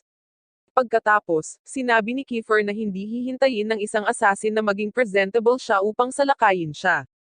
Susunod, dumaan ang pinuno ng guild kay Kiefer, inabot sa kanya ang isang bote, at sinabi sa kanya na ito ay isang dosis. Sa makatuwid, dapat niyang pag-isipang mabuti kung paano niya ito gagamitin. Nang maglaon, nakita namin si Rosanna na papalapit at napagtanto na walang nakapansin sa maikling pakikipag-ugnayan. Sa sandaling iyon, hiniling niya kay Kiefer na pakasalan siya, habang si Melody ay nagulat sa sitwasyong ito. Pagkatapos ay ipinaliwanag ni Rosanna na gusto siyang pakasalan ng kanyang ama, at iyon ang dahilan kung bakit ginawa niya ang dahilan na siya ay nasa isang relasyon sa kanya. Dahil dito, walang choice si Kiefer kundi magpanggap bilang kanyang nobyo, habang sinasamantala ni Rosanna ang pagkakataon na dumaikit sa kanya na parang isang piraso ng bubble gum, at tawagin siya ng magiliw na mga palayaw. Nang masaksihan ang buong sitwasyong ito, nagseselo si Melody at hinawakan si Kiefer sa kabilang braso, handang ipaglaban siya. Sa sandaling iyon, ginambala sila ni Mrs. Stella mula sa Board of Directors, na tumutulig sa kay Melody dahil sa kanyang hindi maganda na pag-uugali at sa pagdadala ng isang alipin na nasa edad na ng kasal sa akademya. Kaagad pagkatapos, huminto ang isang karwahe sa tabi nila.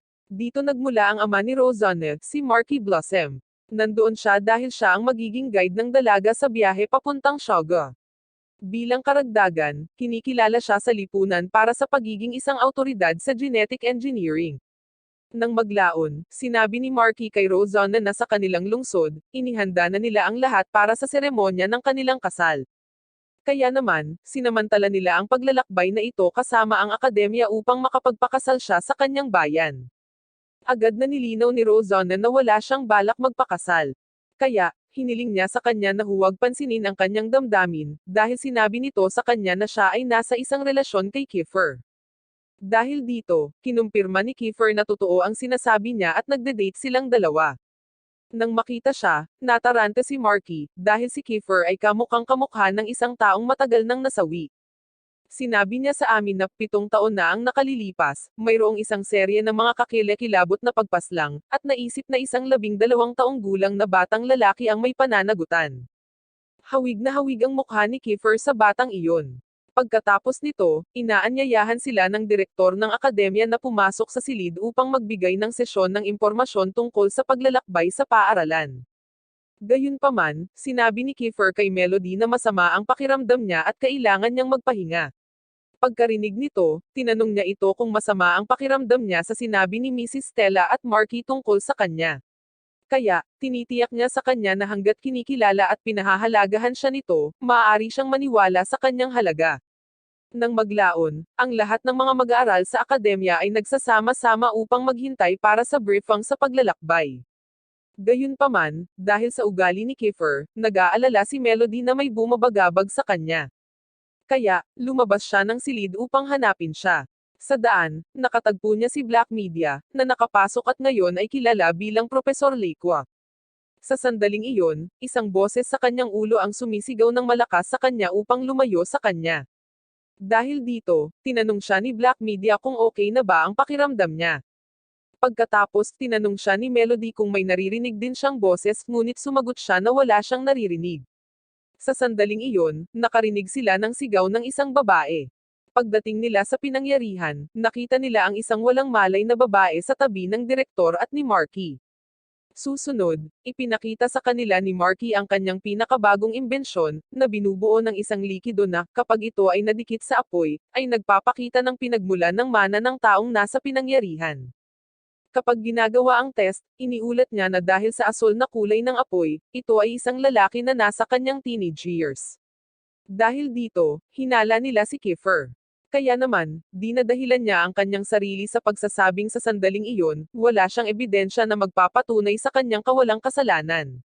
Nang maglaon, umalis sila sa Candelabra City patungo sa Shaga, isang underground na lungsod na pag-aari ng pamilya ni Rosanna. Pagdating sa lungsod, ipinaliwanag sa kanila ni Marky na ang mga halamang naruroon sa lugar ay resulta ng kanyang mga eksperimento. Biglang nagpakita ang fiancé ni Rosanna upang maghatid ng agarang balita kay Marky. Pagkatapos, lahat ay nagtitipon sa gitna ng lungsod.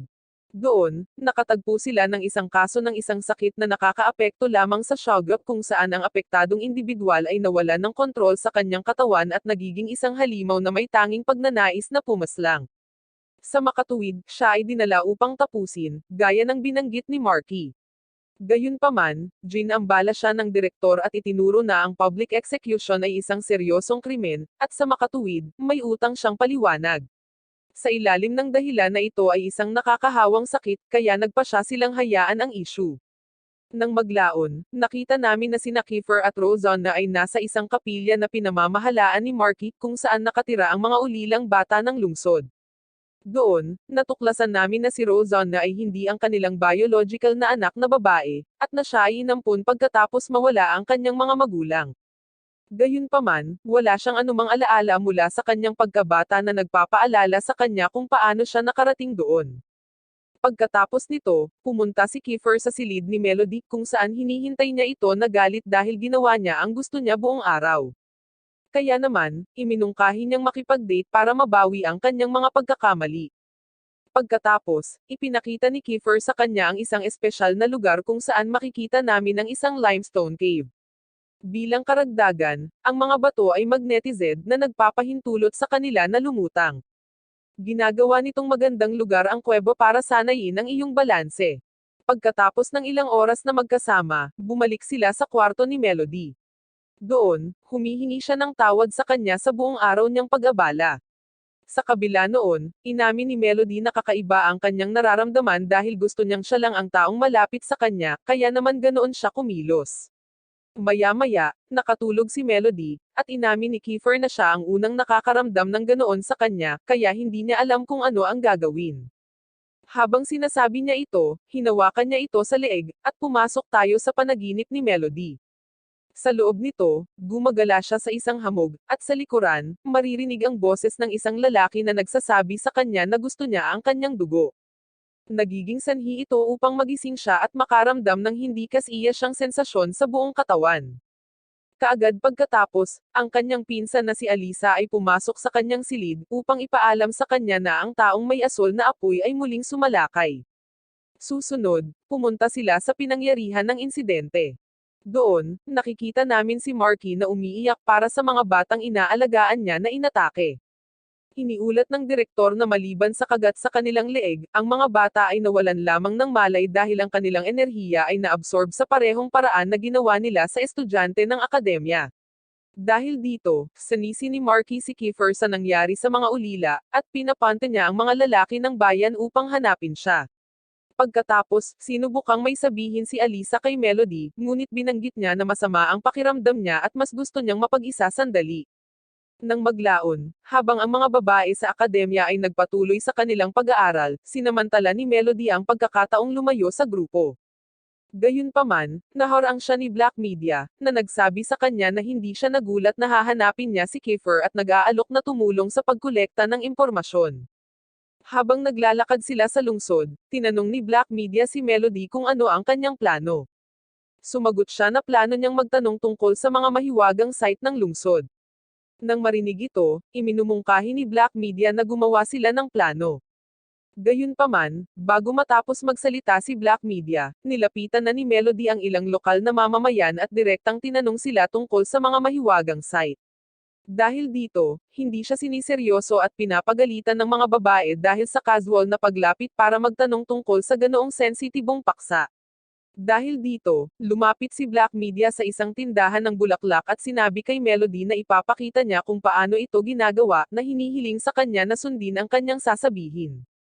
Pagkatapos ay nagsimula siyang kumilos bilang isang maliit na batang babae, at tinanong si Melody kung ano ang tawag sa mga bulaklak na nakadisplay.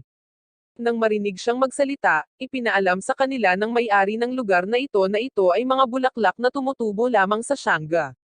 Tapos idinagdag pa ng may-ari, salamat kay Marky, pwede silang magkaroon ng ganitong mga bulaklak.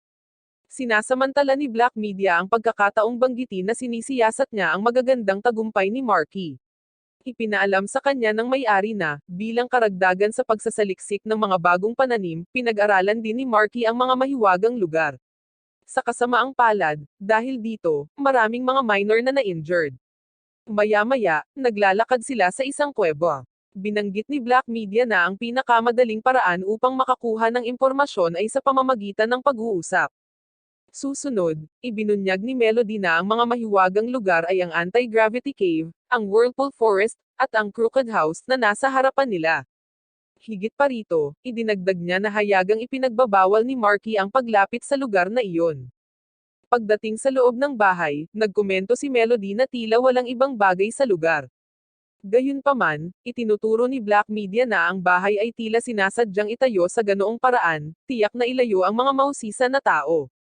Doon, habang naghahanap ng isang lihim na pinto, natuklasan niya ang isang pasukan na patungo sa ilang hagdan. Sa dulo ng hagdan, nakakita sila ng ilang piitan. Sa paglapit upang mag-imbestiga, natuklasan nila na may mga mamamayan ng Shanga na tila naging mga test subjects. Ang kalagayan ng kanilang mga katawan ay nagmumungkahi na sila ay nalantad sa nocturnal gene sa isang pagtatangka na gawing kalahating lycanthropes. Ito ay nagpapakita na ang kakaibang sakit na dinanas ng mga mamamayan ng Shanga ay bunga ng mga eksperimento na isinasagawa sa nocturnal gene. Sa makatuwid, ang mga babae ay nagsimulang maghinala kay Marky, dahil naniniwala sila na ang sakit ay isang dahilan lamang upang makakuha ng mga bagong specimen para sa kanilang mga eksperimento. Sa sandaling iyon, narinig ni Melody ang isang tinig sa kanyang ulo at naramdaman niya na may ibang mamamayan na inatake. Kasunod nito, tumungo siya sa bayan para maghanap ng bago. Doon, natuklasan niya na ang kanyang pinsan na si Alisa ay walang malay, at sa tabi nito ay ang katawan ni Rosanne. Mahigpit siyang hinawakan ni Marky sa kanyang mga bisig habang umiiyak para sa kanyang nasawi na anak na babae. Sa sandaling iyon, sinabi ng direktor ng academy kay Melody na, dahil sa kanyang kawalan, lumabas si Alisa upang hanapin siya, at sinamahan siya ni Rosanne. Gayunpaman, mula sa hitsura ng eksena ng insidente, ang lahat ay nagpapahiwatig na ipinagtanggol ni Rosanne na ang kanyang sarili laban sa umaatake. Kaya naman, sila ay dumating sa konklusyon na ang taong umatake sa kanila ay hindi ordinaryong tao. Pagkatapos, sinisisi ng nobyo ni Rosanne si Kiefer sa nangyari at inuudyukan ang mga taong bayan na yuzagan siya. Nang maglaon, binuhat ni Marky si Rosanne at tinitiyak na, hanggat ang kanyang kaluluwa ay nananatili sa katawan na iyon, mayroon siyang kakayahan na buhayin ito. Sa ganitong paraan, pinagtitibay niya na malalampasan niya ang hadlang sa pagitan ng buhay at kasawian kung kinakailangan. Maya-maya ay dinala ni Melody ang kanyang pinsan na si Alisa sa kanyang silid. Sinabi sa kanya ni Black Media na hindi lamang sino mang individual ang maaaring magkasabay na talunin ng isang paladin at isang carrier ng Blossom, at idinagdag na kakaunti ang mga taong may kakayahang makamit ang gayong tagumpay. Hiniling ni Melody sa kanya na iwan muna siya saglit dahil kailangan niyang isipin ang mga nangyayari. Pagkatapos, ipinaalala sa kanya ni Black Media na nauubusan na sila ng oras at mayroon hanggang sa lumipas ang bagyo na umalis. Pagkaraan ng ilang sandali, ginambala ni Sheena si Melody upang sabihin sa kanya na ang mga mamamayan ng lungsod ay darating para sa kanya. Nalaman nila na siya ay estudyante ni Kiefer, at naniniwala sila na kung bibihagan siya, mahuhuli nila siya. Sa sitwasyong ito, walang choice si Melody kundi ang tumakas sa lugar. Pagkatapos, tumungo siya sa Whirlpool Forest para maghanap ng isa pang misteryosong punto. Napagtanto niya na, nang dumating siya sa bayan, sinubukan siyang ilayo ni Marky mula sa isang bato kung saan maririnig ang lagaslas ng tubig. Nagpasya siyang sirain ito, at pagkatapos sa likod ng bato, nakahanap siya ng ilang hagdan na patungo sa isang silid-aklatan. Dito inilalagay ang mga tala ng eksperimento ni Marky. Sa mga aklat na ito, tinukoy ni Marky na ang nocturnal gin ay dapat makuha mula sa isang nilalang ng gabi, at pagkatapos ay ipakilala sa isang tao upang lumikha ng mga pseudo-lycanthropes. Habang binabasa ni Melody ang investigasyon, dumating si Rosanne sa pinangyarihan. Para siyang wala sa sarili, may puting buhok at napapalibutan ng asol na aura. Pagkatapos, napagtanto ni Melody na ang taong responsable sa lahat ng mga pangyayaring iyon ay si Rosanne, na ngayon ay sinusubukang kunin ang lahat ng kanyang dugo. Nang akmang sasalakayin niya si Melody, dumating si Kiefer sa anyo niyang bampira. Sinusubukan niyang mga tuwiran kay Rosanne, na hinihimok itong alalahanin ang lahat ng oras na nabuhay siya bilang isang tao upang sugpuin ang kanyang pagnanais sa dugo. Nang marinig ito, tumakas si Rosanne. Samantala, binalaan ni Kiefer si Melody na huwag lumapit. Gayunpaman, tinanong niya siya kung ano ang mangyayari kung gagawin niya ito. Bilang tugon, sinunggaban siya ni Kiefer at sinabihan siyang buburahin ang mga alaala niya kasama siya para bumalik ang lahat sa dati nang magkita sila, dahil natatakot siyang ma-reject nito, dahil walang tumanggap sa kanya kapag nalaman nila kung ano talaga siya. Gayunpaman, tinitiyak ni Melody sa kanya na wala siyang pakialam kung paano siya nakikita ng ibang bahagi ng mundo. Palagi siyang nasa tabi niya. Dagdag pa, nakikita niya ang lahat ng kanyang mga katangian bilang isang vampira na kaakit-akit. Gusto pa nga niya ito kaya hindi niya maiwasang ikis ito. Agad namang namangha si Kiefer sa kinikilos ng dalaga. Humihingi siya ng paumanhin, na sinasabing siya ang nagsimula ng hidwaan sa pamamagitan ng pagbagsak sa kanya sa lupa. Pagkatapos ay nilinaw ni Kiefer na hindi siya katulad niya. Doon, isiniwalat niya na siya ay ipinanganak sa lupain ng Eternal Night at na siya ay kalahating vampira, na ginagawa siyang natural na kaaway. Susunod, tumungo tayo sa mga alaala ni Kiefer. Sa loob nito, isang higanteng gagamba ang nananalasa sa lungsod ng Shanga, nilalamon at sinisira ang lahat ng bagay sa landas nito. Sa dulo ng kalye, makikita si Marky sa tabi ni Rosanne at Kiefer, na nakahandusay sa lupa na tila walang buhay. Sa sandaling iyon, hinarap ni Marky ang halimaw at ipinagtapat na huminto siya sa pagsasagawa ng mga eksperimento dahil sa kanilang kakilakilabot na kalikasan, kumbinsido na hindi sila maaaring gumana. Gayunpaman, binabalaan siya ng halimaw na ngayon ang bayang iyon ay magiging kanyang experimental field para sa paglikha ng mga halimaw, kaya magkakaroon siya ng maraming test subject. Biglang tumayo si Kiefer, at natuklasan ng halimaw na siya ay isang kalahating vampira na nakalusot sa mga bata ng ampunan. Pagkatapos ay isinubsob niya ang kanyang mga pangil sa leeg ni Rosanne, inilipat ang kanyang sumpa sa kanya. Binabalaan siya ng gagamba na ang paggawa nito ay pupunuin lamang siya ng walang kabusugan na pagnanais para sa dugo, kaya mas mabuting hayaan siyang masawi. Sa sandaling iyon, ang pinuno ng organisasyon ng White Knight ay dumating upang harapin ang halimaw, ngunit sila ay na-corner ng gagamba. Nang tatapusin na ng gagamba ang pinuno ng mga asasin, pumidjitan si Kiefer mula sa likuran at sinaktan ang isang mata niya. Sinasamantala ang sandaling ito ng kahinaan ng halimaw, ginamit ng boss ang kanyang kasanayan sa gunner at ginawang abo ang halimaw. Doon namin napagtanto na siya ay malubhang nasugatan, kaya naisip niya na hindi na siya makakapagpatuloy sa larangan. Pagkatapos nito, ito ay dahil sa kanyang pakikipaglaban sa halimaw na gagamba, nasugatan siya sa isang paa nito. Agad naming napagmasdan na nasa tabi ni Rosanne si Kiefer. Nagmamakaawa siya sa lalaki na hayaan siyang umalis, nangako na haharangyan niya ang mga alaala niya para hindi niya malaman na katulad niya ito, para maiwasan niya ang pagnanais sa dugo. Gayunpaman, ipinaliwanag ng lalaki na hindi nito ginagarantiyahan na hindi niya sasaktan ang mga tao, kaya lubhang mapanganib na payagan siyang umalis. Pagkatapos ay iminungkahi ni Kiefer ang kanyang sarili bilang isang subordinate at nangakong babantayan siya upang matiyak na hindi siya magdudulot ng pinsala. Sa isang pagbabago sa eksena, ibinunyag ni Kiefer kay Melody na, sa Flander, hindi nila kukonsintihin ang kalahating tao na katulad niya. Inamin niya na agad siyang papaslangin kapag natuklasan ang katotohanan. Kaya naman, hiniling niya kay Melody na ay pangako na hindi isisiwalat ang anumang napag-usapan nila. Agad siyang sumang-ayon, ngunit bago gawin iyon, binalaan siya nito na kung hindi niya itatago ang sikreto, kukunin niya ang lahat ng kanyang lakas. Ngunit ngayon ay nahaharap sila sa isang problema, dahil may nagsisikap na palayain ang mga alaala ni Rosanne. Nang marinig ito, tinanong siya ni Melody kung ang boses na naririnig niya sa kanyang ulo ay ang boses ng taong werewolf. Sa sandaling iyon, natuklasan namin na ang halimaw na tinatawag na nagwa, na tila nakaligtas sa pag-atake ng pinuno ng mga asasin, ay ang taong responsable sa pagpaslang na naganap 7 taon na ang nakakaraan. Bukod pa rito, nakipag-alyansa siya kay Marky para makakuha ng sumusunod. Dahil dito, pumili sila ng fiancé para kay Rosanna, umaasa na madagdagan ang linya ng mga gumagamit ng mana sa lungsod. Kapag ginamit niya ang kanyang kapangyarihan, nahayag ang tunay na ugali ni Kiefer, kaya napakapanganib na ipakita ang kanyang mukha sa publiko. Gayunpaman, may paraan para matigil ang lahat ng nangyari, ngunit kailangan niya ang tulong ni Melody para makamit ito. Gayunpaman, ito ay maaaring ilagay sa panganib ang kanyang buhay. Sa kabila ng pag-alam sa panganib na ito, ipinagtapat ni Melody na ang kanyang buhay ay palaging nauugnay sa kanya at handa siyang gawin kung ano ang kinakailangan upang linawin ang mga katotohanan. Nang maglaon, nakita namin na gumaling na si Rosanna at malapit ng ikasal. Kaya naman medyo kakaiba ang tingin sa kanya ng mga kasama ni Melody at pinaghihinalaan nila na maaaring ito ay dahil sa pagkabigla. Sa gitna nito, pinutol ni Melody ang kasal at ibinunyag kay Rosanna na 2 beses na niyang kinis si Kiefer, na nagpapakitang mas malakas ang relasyon nito sa kanya kaysa sa kanya. Ito ang dahilan upang mapalaya ni Rosanna ang kanyang sarili mula sa brainwashing at harapin si Melody. Gayunpaman, ang isa sa kanyang mga pag-atake ay dumaan kay Rosanna upang matamaan si Marky.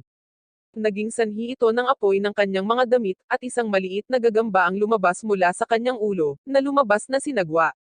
Nang masaksihan ito, ibinunyag ni Melody sa lahat ng nasa silid na ang werewolf na ito ang may kasalanan ng lahat ng pagkasawi sa bayan. Dahil dito, kailangan ng nagwa na ipagtanggol ang sarili at tumakas sa lugar. Dahil dito, hinabol siya ni Rosanna, naghahanap ng paghihiganti sa lahat ng pinapilit niyang gawin at sa insidenteng naganap 7 taon na ang nakakaraan. Para sa kadahilanang ito, gumanti at hinawakan siya ng nagwa sa leeg, na naglalayong gamitin ang kanyang katawan para sa mga eksperimento sa mga gumagamit ng mana. Kaagad pagkatapos, dumating si Kiefer upang iligtas si Rosanna mula sa mga hawak ng halimaw. Pagkatapos ay pinagising niya ang vampiric power ni Rosanna para matalo niya ang nagwa, na naging isang higanteng gagamba. Sa makatuwid, ang nagwa ay sinalakay ng buong puwersa ni Kiefer at Rosanna. Gayunpaman, sa panahon ng labanan, sinira nila ang kisame ng anti-gravity cave, at ang nagwa ay natrap, hindi makagalaw. Sinasamantala nila ang sandaling ito upang maglunsad ng maraming atake, ngunit ipinakita sa amin ng halimaw na maaari itong hatiin sa libo-libong piraso, na ginagawang imposible para sa kanila lamang na talunin ito. Pagkatapos ay pinapanood namin ang pagpasok niya sa lagusan na patungo sa kapilya. Sa kabila nito, nagulat siya sa mga babae mula sa akademya, na naghihintay sa kanya na sirain ang bawat isa sa kanyang mga fragment. Nang maglaon, sinabi ni Kiefer kay Rosanna na dapat niyang burahin ang kanyang mga alaala upang mabuhay siya sa liwanag. Pagkatapos, pinagmamasdan namin si Marky na patungo sa isang kuweba. Doon, ang kanyang asawa ay nakahiga na walang malay, dahil siya ay nasa proseso ng pagiging kalahating lycanthrope na pumipigil sa kanya na magkaroon ng kontrol sa kanyang katawan. Sa sandaling iyon, dumating si Kiefer sa eksena at tinanong si Marky kung bahagi ng kasunduan kay Nagwa ang gamitin ang kanyang espesyal na kakayahan upang iligtas siya. Ito ang magpapaliwanag kung bakit niya isinagawa ang mga kakilakilabot na eksperimento sa mga lokal na naninirahan.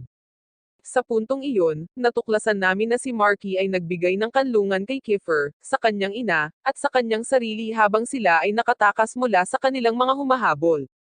Bukod dito, inalagaan niya ang kanyang ina hanggang sa araw na ito ay nasawi. Gayunpaman, nilinaw ni Marky na ito ay isang kapritsyo lamang sa kanyang bahagi, at hindi niya ito ginawa ng may anumang intensyon na makatanggap ng isang bagay bilang kapalit. Pagkatapos, kumuha si Kiefer ng gamot na nagpapahintulot sa isang pseudo-lycanthrope na bumalik sa kanyang anyo bilang tao, nagbabala na ito lang ang pagkakataong maawa siya sa kanya. Nang maglaon, sa sandaling tumigil ang dekoryenteng bagyo na nabuo sa paligid ng lungsod, ang mga babae mula sa akademya ay nagtungo sa Fandor. Nabatid na nalaman ng lahat na si Marky ang sanhi ng sakit sa bayan, kaya't nagpasya siyang isuko ang sarili sa mga awtoridad para sagutin ang kanyang mga krimen. Higit pa rito, binanggit na bumalik ang kanyang asawa upang maging responsable sa simbahan at mga bata. Sa pagbabago ng eksena, nakikita namin si Melody sa academy habang pinagmamasdan siya ni Kiefer at humanga siya sa bilis ng kanyang pag-unlad, bukod pa sa kung paano bumuti ang relasyon niya sa kanyang mga kasamahan. Gayunpaman, maraming mga tao ang hindi nasisiyahan sa pagsulong ng babae na ito, na dating itinuturing na walang kakayahan. Nang maglaon, ipinaalam ng punong guro sa mga babae ng akademya na nalalapit na ang araw na ipakikilala ng mga mag-aaral sa ikatlong taon ang kanilang buhay sa mundo. Sa makatuwid, ang pagsusulit sa sertipikasyon ng Via Goat Library ay kukunin. Pagkatapos, ipinaliwanag ni Kiefer kina Melody at Alisa na ang Vibri Goat ay ang pangalan ng isang labyrinth na matatagpuan sa gitna ng lungsod ng Fandor. Sa loob nito, may mga napakalumang aklat na itinayo noong panahon na umiral pa ang araw at buwan sa mundong iyon. Gayunpaman, ito ay isang mapanganib at mapaghamong lugar dahil ito ay puno ng lahat ng uri ng mga bitag at mga enchantment. Sa kabila ng lahat, ang mga babae sa pangalawa at pangatlong taon lamang ang pinapayagang kumuha ng pagsusulit na ito upang sila ay makapagpahinga ng maluwag sa bagay na iyon. Nang marinig ito, nakahinga ng maluwag ang mga babae. Ngunit sa sandaling iyon, nilapitan sila ng direktor ng akademya, at tinanong sina Melody at Alisa kung gusto nilang samahan ang mga babae sa ikatlong taon sa kanilang pagsusulit. Dahil napili sila bilang mga kadit para sa Luna Lumiere noong taong iyon, gusto nilang patunayan sa iba na karapat-dapat silang makuha ang posisyong iyon. Sa makatuwid, hindi nila kailangang ipasa ang pagsusulit, ngunit matagumpay na makapasa sa mga unang antas. Maya-maya, ipinakilala tayo sa isang pangkat ng mga nakamaskara, marahil ay kabilang sa mundo ng Maharlika. Sila ay natipon sa ilalim ng pamumuno ni Maricar, Salitcha at ng kanyang kapatid na si Sergio. Ipinaalam sa kanila ng huli na nakolekta niya kamakailan ang data mula sa isang monoreader. Ang mga resulta ay nagsiwalat na ang monotypes ni na Alisa at Melody Angel ay ibang-iba.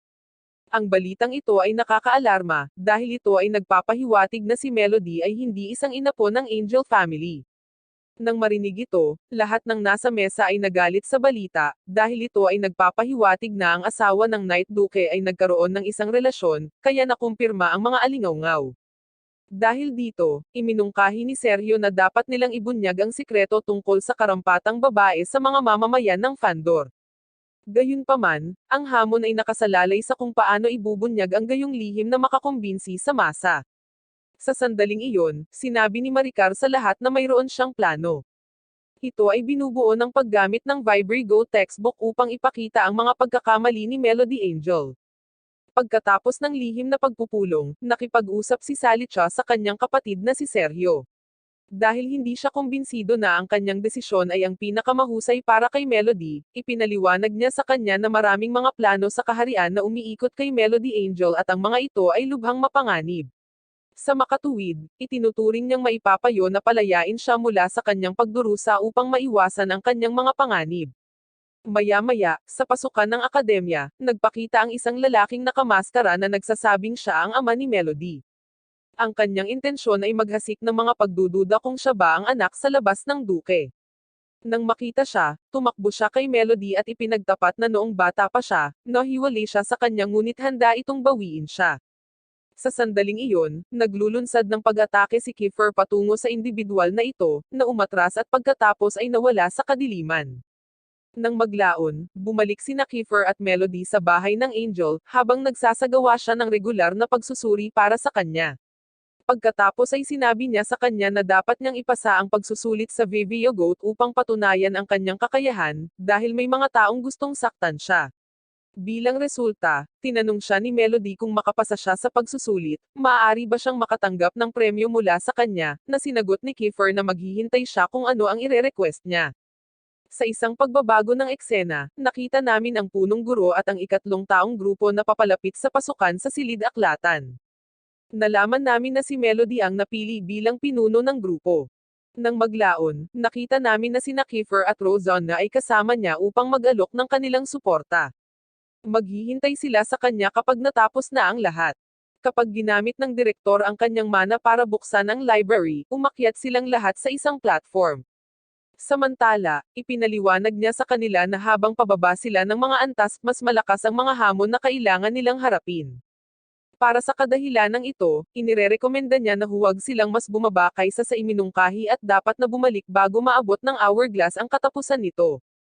Biglang nasira ang platform at inatake sila ng itim na anino, dahilan para maghiwa-hiwalay ang grupo. Kaagad pagkatapos, isang madre mula sa akademya ang tumungo sa pasukan ng aklatan upang iulat na si Duke Fergus Angel ay nasa waiting room. Dahil wala ang direktor, nagpa siya si Kiefer na makipag-usap sa kanya upang malaman ang dahilan ng kanyang pagbisita. Sa sandaling iyon, natuklasan namin na naroon siya na may balak na bawiin si Melody sa akademya at isama siya sa teritoryo ng Angel. Isinasaalang-alang niya na hindi kinakailangan para kay Melody na kumuha ng sertipikasyon mula sa akademya, dahil siya ang tagapagmana ng duke. Bigla silang nag-ambala ng madre, na dumating na may dalang sulat. Taglay nito ang sagisag ng Greenest Assassin's Guild, at naglalaman ng impormasyong nagsasaad na nasa panganib ang mga babaeng kumukuha ng pagsusulit. Nang maglaon, napagmasdan namin na nahiwalay sina Melody at Alisa sa grupo. Inaatake sila ng dalawang phantom na madali nilang natatalo. Gayunpaman, kapag mas maraming mga phantom ang dumating, at natagpuan nila ang kanilang mga sarili sa problema, sila ay hindi inaasahang nailigtas ni Salitcha at Maricar. Nang maglaon, naniniwala sina Melody at Alisa na naroon din sila para kumuha ng pagsusulit, kaya nagpa siya silang magsanib puwersa upang umakyat, habang si Maricar ay naglabas ng isang libro mula sa silid-aklatan na nagpapahiwatig ng eksaktong punto kung nasaan sila. Doon, ipinaliwanag nila sa amin na ang Moore family ay kilala sa pagiging scholar ng Vivian Goat. Sa makatuwid, nagdala si Maricar ng ilang mga enchanted na libro na maaaring maging kapaki-pakinabang sa pag-navigate sa maze. Pagkatapos, binibigyan niya si Melody ng librong babasahin para maintindihan niya kung paano gumagana ang epekto ng book enchantment. Matapos ay activate ang epekto nito, ang mga babae ay nagbabago sa mga fairy tale na character, na nagbibigay sa kanila ng proteksyon habang aktibo ang spell. Napansin namin na ang karakter ng Little Mermaid ay tumutugma kay Salitcha.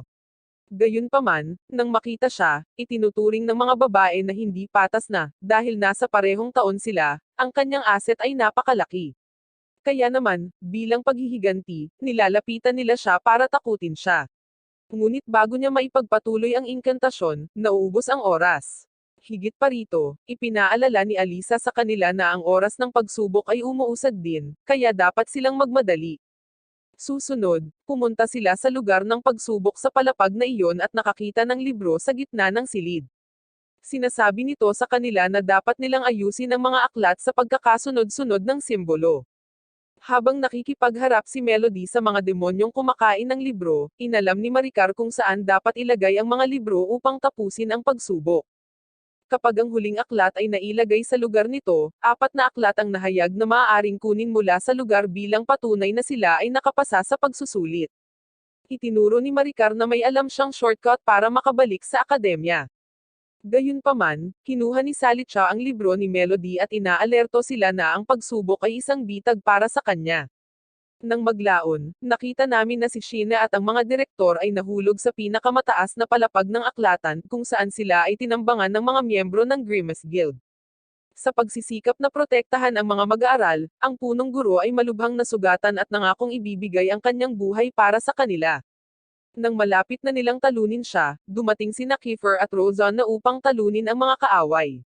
Kasunod nito, humingi ng paumanhin ang dalawang estudyante sa principal, at ipinaliwanag na inutusan sila ng kanilang mga magulang na magbasa ng trapbook na dadalhin doon, na nagresulta sa pagkasugat ng principal.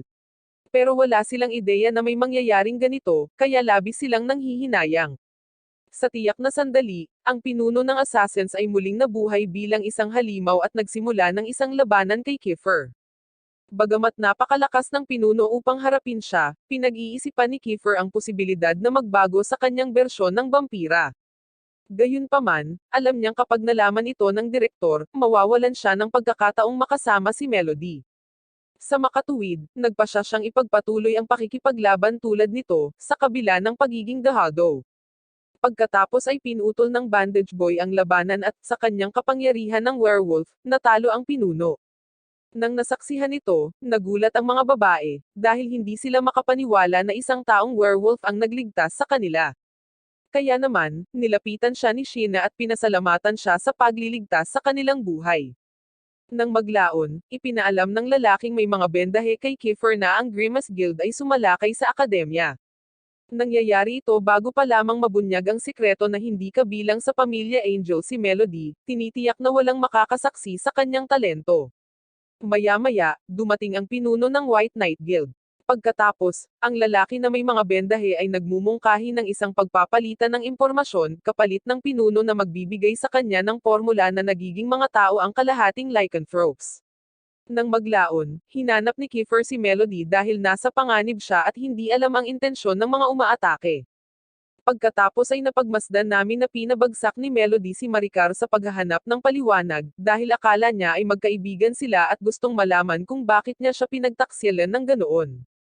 Biglang bumukas ang book bag na dala ni Maricar, at nag-activate siya ng spell na naghahatid sa kanila sa kwento ng Alice in Wonderland. Dumating sila kaagad mula sa korte ng Reyna ng mga Puso, kung saan si Sergio ay nagsisilbing hukom, at ang mga maharlika ay nagsisilbing mga saksi. Ang mga akusasyon ay nahuhulog kay Melody Angel, na sanisi sa maling pag-angkin sa apelyido na Angel at panlilinlang sa mga mamamayan ng Fandor sa buong buhay niya. Bukod pa rito, ipinakita ang ebidensya na nagpakita ang isang lalaking nag-aangking tunay niyang ama. Dagdag pa ng lalaking ito, may kakaibang lahi si Melody, dahil hindi paladin ang class niya kundi samurai. Inakusahan din siya na nagising ang kanyang mana pagkatapos ng 13 taon, na kainahinala. Sa sandaling iyon, ipinagtanggol ni Melody ang kanyang sarili sa pamamagitan ng pagtatalo na ang katotohanan na siya ay isang samurai class ay hindi nangangahulugan na hindi siya anak ng pamilyang Angel. Higit pa rito, kung papayagan siya ng mga naruroon, mapapatunayan niya ang kanyang halaga sa pamamagitan ng pagsali sa Crest Legion. Gayunpaman, ang layunin ng paglilitis na iyon ay mahanap siyang nagkasala at magpatibay ng isang utos na pumipigil sa mga karaniwang tao na makapasok sa Fandor na gagawin itong eksklusibong lungsod para sa mga maharlika. Pagkatapos ay binibigyan siya ng pagkakataon na ipakita ang kanyang lakas sa pamamagitan ng pagharap kay Salicha, na tagapagmana ng isa sa 3 bahay ng mga duke at kabilang sa Dragon Class. Sinubukan ni Melody na umatake, ngunit nananatili si Salakos sa kalangitan. Ito ay nagbibigay ng impresyon sa iba na si Melody ay tumatakas. Gayunpaman, sa isang iglap, bumaba si Salicha upang salakayin si Melody, na sinamantala ang pagkakataong pabagsakin siya. Nang masaksihan ito, nagsimulang magduda ang mga naruroon na si Melody ay isang impostor. Kung siya ay talagang mula sa bahay ng Angel, kung gayon sila ay gumagawa ng pagtataksil laban sa bahay ng mga Grand Duke. Sa sandaling iyon, napagtanto namin na binigyan ni Sergio si Salicha ng isang panulat, na isang incantation mula sa Vibon Goat. Ito ay isang kakaibang item na may kakayahang muling isulat ang teksto ng mga aklat sa aklatan. Sa makatuwid, ang layunin nito ay alisin ang lahat ng naruroon at, sa ganitong paraan, huwag mag-iwan ng mga saksi sa nangyari doon. Dahil sa ganitong sitwasyon, nagsanib puwersa sina Salitcha at Maricar para ilikas ang mga naruroon. Gayunpaman, bago sila makatakas, sila ay nakulong.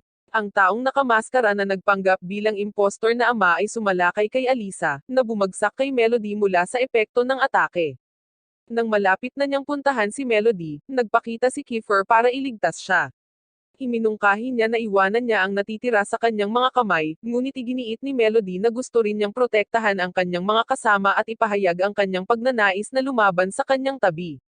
Magkasunod silang lumalaban ng mabilis para talunin ang kalaban. Pagkatapos, napagtanto namin na si Melody ay naging mas makapangyarihan at ang kanyang antas ng labanan ay katumbas ng kay Kiefer.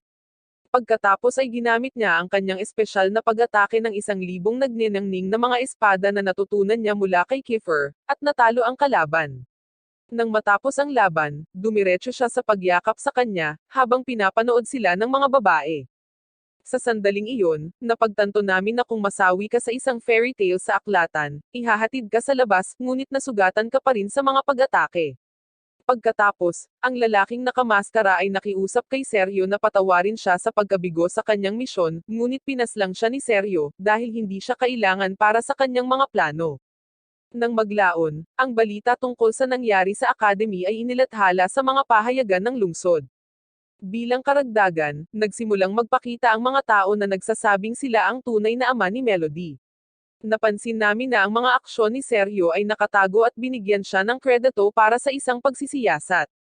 Ayon dito, ang responsable sa kaganapan ay isang miyembro ng Crest Legion na nagngangalang Begro. Dahil umano sa pagdududa sa sitwasyon ng bansa, isinagawa niya ang marahas na gawain. Gayunpaman, siya ay isang takas, at ang katotohanan ay nananatiling nakatago sa kadiliman. Sa pagdaan ng mga araw, pumunta si Melody sa istasyon ng tren upang magpaalam sa kanyang ama. Ibinunyag niya sa kanya na ang kanyang lola sa tuhod ay nasa samurai class, at kamukha niya ang kanyang ina. Nang marinig ito, napaiyak si Melody, dahil ito ang unang pagkakataon na nagkaroon siya ng mapagmahal na pakikisalamuha sa kanya. Sa isang pagbabago sa eksena, nakita namin na magsisimula na si Melody ng bagong school year. Ngunit bago pumunta sa akademya, natagpuan niya ang kanyang sarili sa isang hardin ng bulaklak kasama si Kiefer.